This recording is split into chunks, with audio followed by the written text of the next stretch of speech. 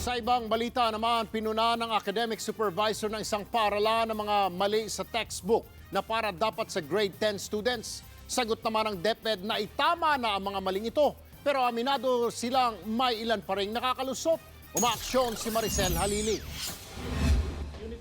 1,300. Ganyan daw kadami ang nakitang mga mali ng academic supervisor ng Marian School na si Antonio Calipogo sa aklat para sa grade 10 students na Diversity Celebrating Multiculturalism through World Literature.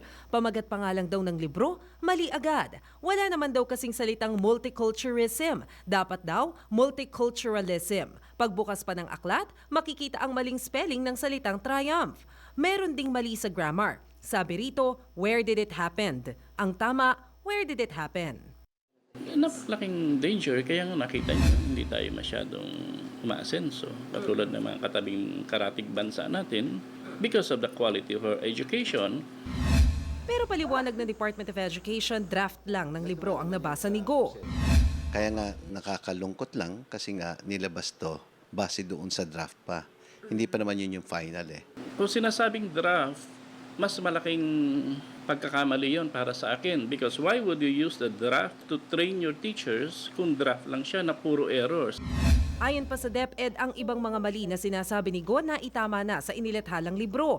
Bago i-publish, dumadaan ang draft ng libro sa isang subject expert. Saka ito ipapadala sa DepEd para sa review. Pagkatapos, muli itong dadalhin sa panibagong eksperto para masuri.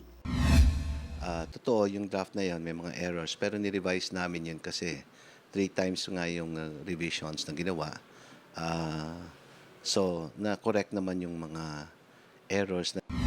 Sa kabila ng masusing proseso, may ilang pagkakamali pa rin nakakaligtaan, gaya ng pahinang ito na tungkol sa antecedent.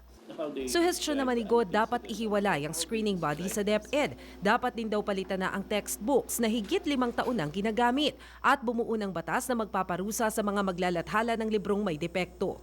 Umaaksyon. Maricel Halili, News 5. Be sure to come back. News 5 everywhere. Copyright 2015.